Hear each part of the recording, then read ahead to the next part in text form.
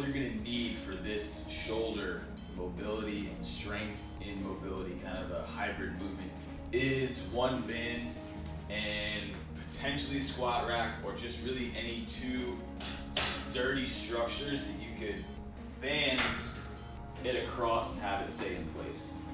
So what I'm going to do is first pretty much take a solid distance away from the band where I'm going to be able to have a straight arm.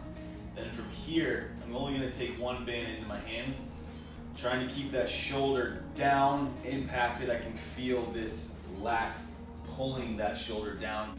So grabbing, impacting that shoulder down, then I'm actually going to externally rotate, and you can see this twist.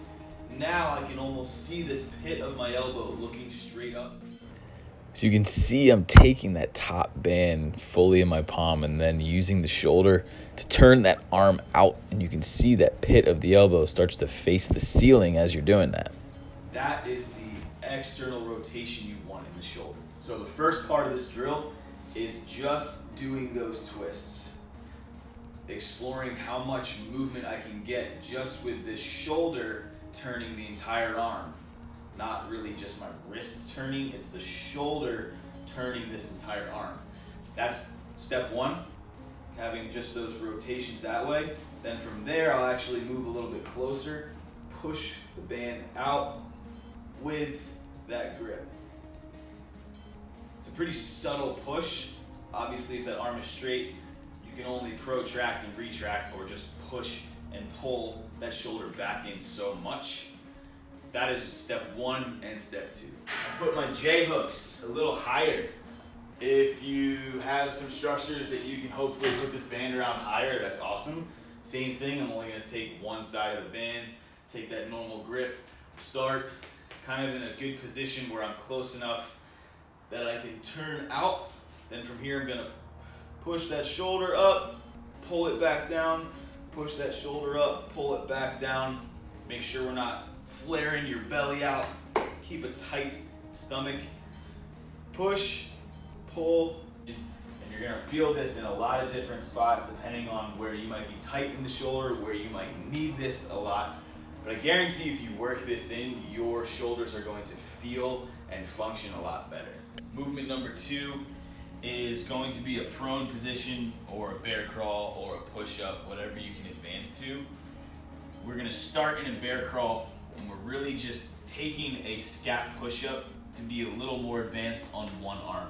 So in this bear crawl position, making sure I'm comfortably in that quadruped position, I'm gonna lift off one arm.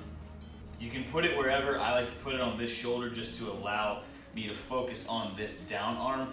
What I'm gonna do is basically shrug that shoulder back and then push the ground away as far as I can and turn to add a little more work. So it's really just a single arm scat push-up into a rotation, but you can see there's a lot of movement happening in the shoulder blade, going forward, coming back, forward, going. You want to get a lot of motion in whatever joint you're challenging. This one, take it slow. You can take this up a notch by getting off of the kneeling stance onto your toes. So I'll take a similar bear crawl position, but I'll actually be up on my toes now. So now, and you can hear in my voice, I'm struggling a little bit more because the toes push my body weight onto this planted arm. It's just a way of loading up that shoulder more.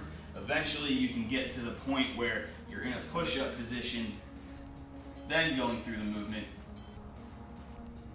Big shrug, big rotation. Again, that shoulder blade is just trying to move as much as it can.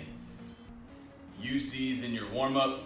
Use these in between warm-up sets or working sets of other movements where you're using the shoulder, like a bench press or an overhead press, just to keep challenging yourself, keep building strength in your mobility.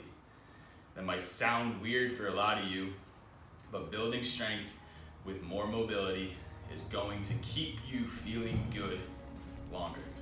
All right?